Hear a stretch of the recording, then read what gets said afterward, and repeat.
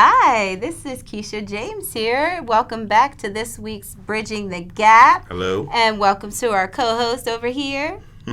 Hi, I'm David James. Hi, I'm April Jackson. Hello, everyone. I'm Tyler Jones.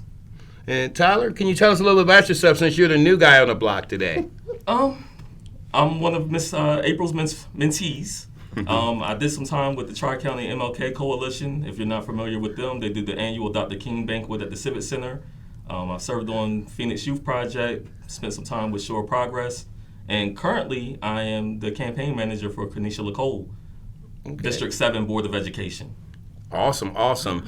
You know, I've noticed it seems like you definitely have a niche for working with the community.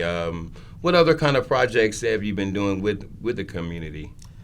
I do have some things in the works, but people haven't announced yet, so I want to give them the courtesy to say it first. Okay. But if you'll have me back, I'd be happy to discuss it. Yeah, absolutely. For sure. So you said something about Council Lady Jackson having some kind of an impact on you. Can you tell us a little bit more about that? Councilwoman Jackson had the largest impact on me, actually. I am currently Kenesha Lacole's campaign manager, but my first introduction to campaigning on a local level or any level was Miss April's willingness to take me out on the campaign trail, show me how to canvass, how to talk to the neighbors, mostly the cost of things. Wow. I had no idea. Wow. Miss April does a lot in the community, so she was polite enough to take me under her wing, and I've learned a lot, which kind of led me to this point that I'm at now. Nice. And Council Lady Jackson, you had some things last weekend that you were doing. Can you tell us a little bit about that? Oh, yes, we had the Relay for Life. It was wonderful. It was an experience I will never forget. And I planned on being in attendance again next year with my team. Mm-hmm. My team will not be called the A. Jackson team. It's going to be a conglomeration of everybody that's on that team. And when I had the idea of thinking that we were just going to keep running or walking and running, it wasn't even like that. It was so much fun. Wow. I've never had that much fun in a long time. Not only was it just fun, it was the memories, right. Seeing all the survivors, seeing all the caregivers, seeing all the kids of those that had passed on. I gave the closing speech. Awesome. About advocacy and about fighting back. And that was very touching to me. And evidently I touched a lot of people because I've got a lot of calls. I've got a lot of Facebook.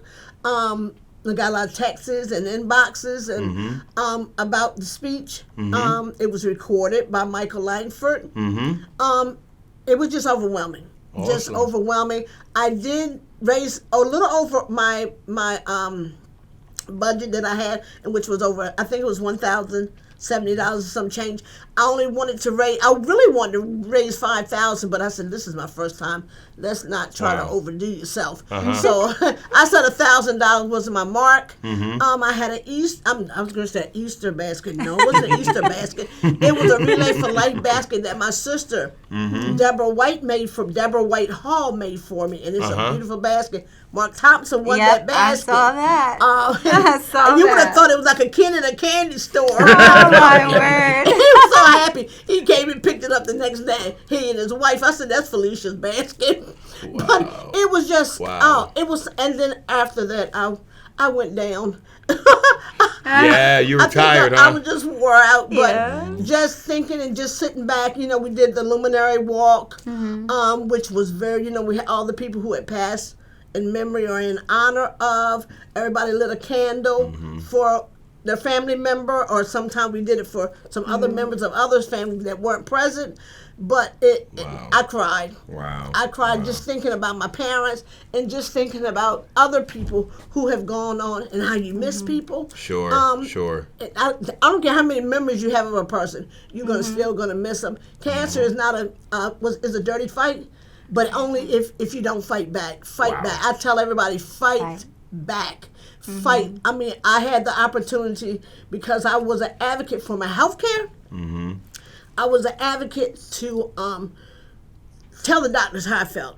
Tell them what was hurting on me, how I felt. And I had good doctors. I had good professionals that were just on on the button. Sure. They were on the Sure. button. And if you don't do that, and if your family members won't stay behind you and push, some of us will not make it. But Wow. for all Wow. of the things that I had to go through, second time cancer survivor, it wasn't fun. It wasn't fun, but we made the best of it. And, I really do appreciate it. As you already know, you've known my family for years. I actually lost an aunt to breast cancer.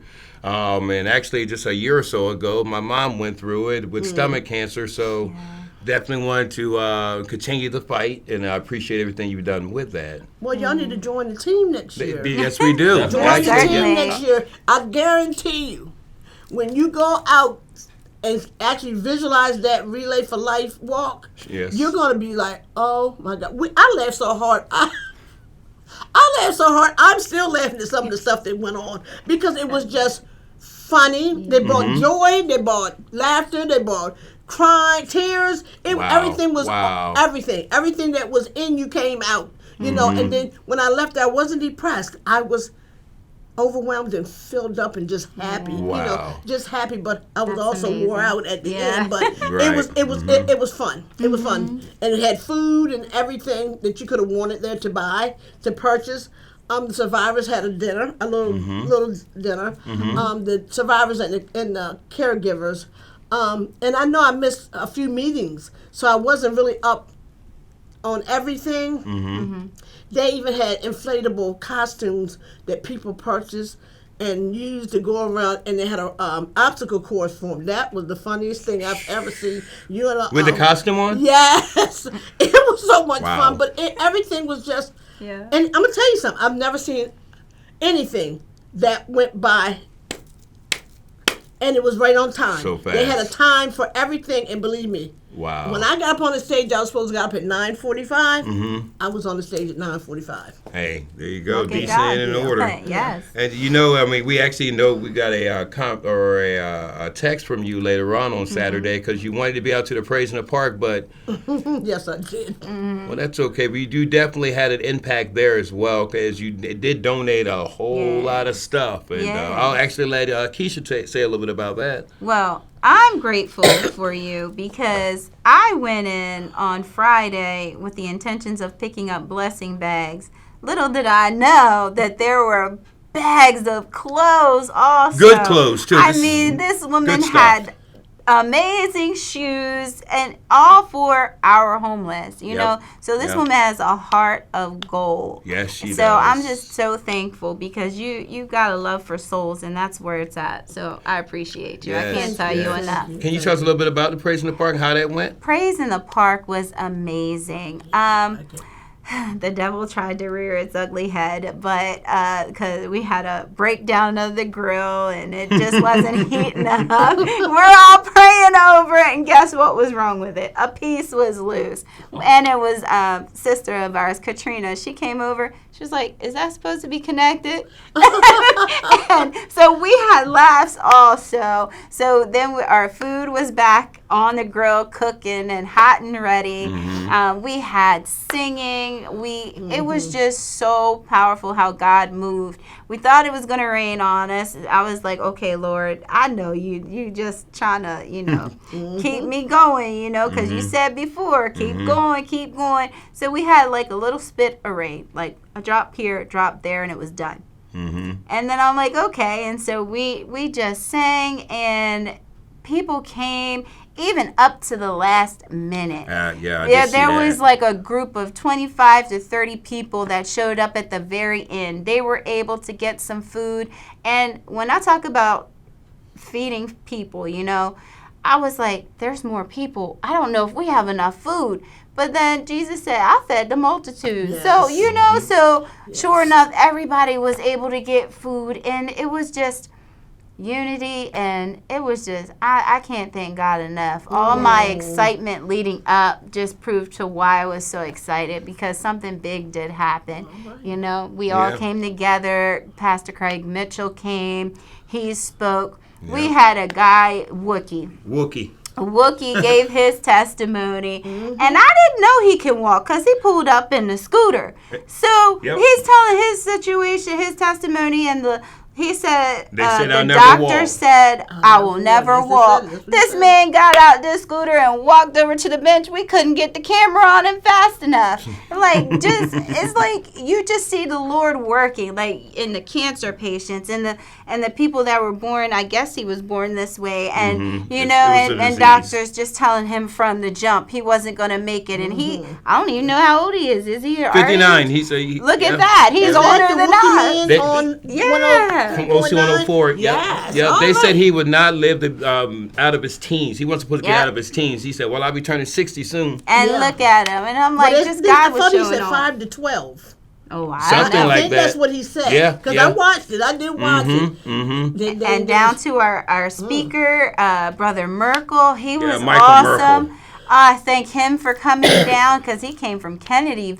Mm-hmm. And like I wow. always say, God knows who's going to be there. So people walked in last minute. How'd you hear about it? Oh, we saw the flyers on social media. So I'm Yep. even grateful for social media, even though I don't like it in all aspects. But for that, God is so good. Yes, he is. So I'm just thankful that, you know, it went smoothly. And even with the little hiccup with the grill, you know, Yeah. we all laid hands on it. And there Praise was a young him, it lady- was just a glitch. There was a young lady from, I think, the Christian shelter that opened up in prayer. Wasn't she from the Christian shelter? I'm not sure because when I dropped her off under the bridge. So I'm not quite sure. Wow. But I said, Powerful prayer. I said, who's going to Powerful. lead us out in prayer to get us started? And I hear, I do it. And then I was like, well, wow. I'm looking over here, and it's actually over here. And that girl blessed our praise in the park. Now, you and sounded then, the bridge. That means she was homeless? yes. Wow. Yes. I mean, that was the whole thing for the Praise in the Park is for our homeless people. And sure enough, and thankful for you and another brother Prince, they went and picked up some people from under the bridge. So we had an amazing time. And I'm just telling you, God is showing off in this season. If you don't know, you better look up. Because that's where he is, honey. He's right there in front of you. He's as close as a mention of his name. Absolutely, absolutely. And actually, when we come back, we're going to talk about the prayer vigil that's actually going to be later on this week. Pastor Craig Mitchell, like you said, he was there. He had both of his babies and both arms. Babies in tow. I'm but holding he the was mic. there. Go ahead and tell us, brother. Several churches were there. Shout out to Pastor Cody Mackey from Risen Life. Yeah. And there was just there was a lot of people. I mean, we actually had Charlie Cornelius, and he came up on his motorcycle from Princess Anne, and Yeah. it was a great time. It was Yeah. a really great time. But we're going to be coming back and talking about the prayer vigil that's coming up. But before we do that, was there anything else that we'd like to share that's going on? Oh, I'm having. Well, I wouldn't. But for this it. next month, and I know a lot of people don't agree with this, but I really agree with keeping our kids and families safe. So we usually have a trunk and treat, our Salisbury Advisory Council on Youth Activities, and I pull in different organizations from the community to take part in this. And it's We Here Car Club, it's Village at Mitchell Pond. They're coming in. That Housing Development is coming in on it, and the VFW, some members of the VFW are helping me with it. And it's a trunk and treat Where's this going to be at? at Village at Mitchell Pond, right up the Okay. street, right across Okay. from Pemberton. And what we're asking everybody to do is dress your car up, fill it up with some goodies. We're providing the food, the drinks, and other things, but we're also asking others to help donate some candies and some drinks, sodas, and things like, of that sort. Sure. Non-perishable items for the kids to have. We don't want anything that is open. No candy. Right. Everything must be packaged. Good. We want nothing open because I feel safe doing this. We have hay rides. If I'm not mistaken, I think an organization, a fraternity is coming from UME, alumni is coming from UMES. Oh, wow. And I think that they're bringing their mascot. And I'm trying to get some more inflatables to come out for the kids and the families. And this is actually a family event. It's just not for the youth.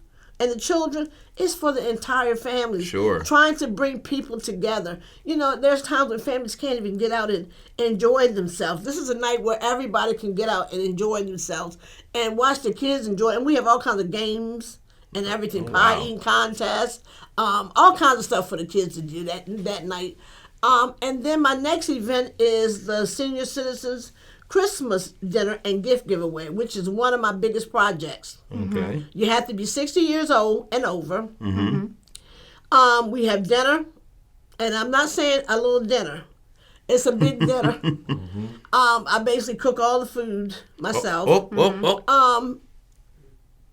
The people come, they eat, they're entertained. We have a DJ.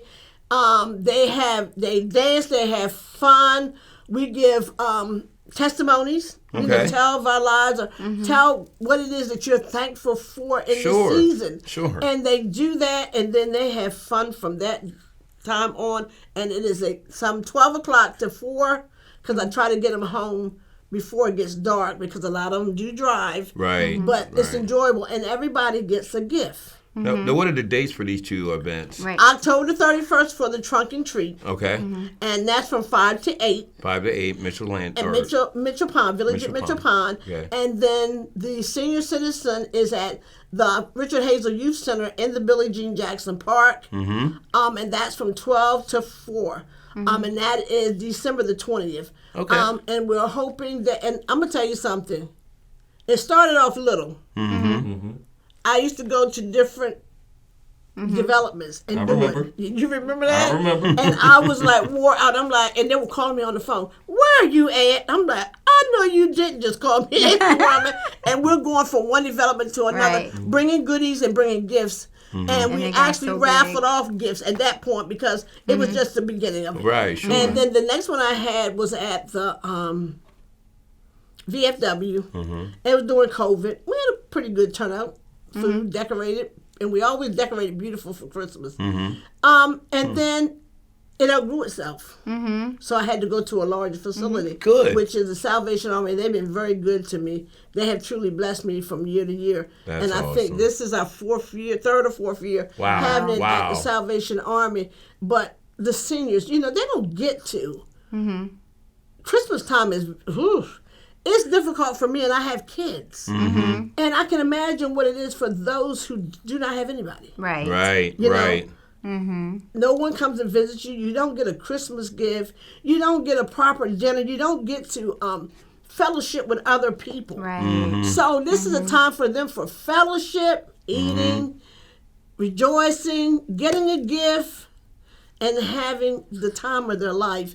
And at this particular point, I'm also asking for donations there with gifts and things that you know that are, because one year we raffled off TVs, brand new TVs, you know, where somebody donated the televisions and stuff, because those people do need those kind of things. Some of them don't have TV. Some of them don't have a lot of things. And we just want to make sure that our seniors are taken care of, because they're important. They are very, very important. I don't know about to anybody else, but I know that I have a passion for my seniors. I love them, and I want to make sure, because I am now a senior. But that's not the reason why I'm doing it, because at the particular time I wasn't a senior when I started this mission. But they are old and seasoned, and they need love too. Right. They do. So you are accepting donations for that also, correct? Yes. All right. Yes. And when do people need to turn that in? They need to turn those, I'll give it up to maybe the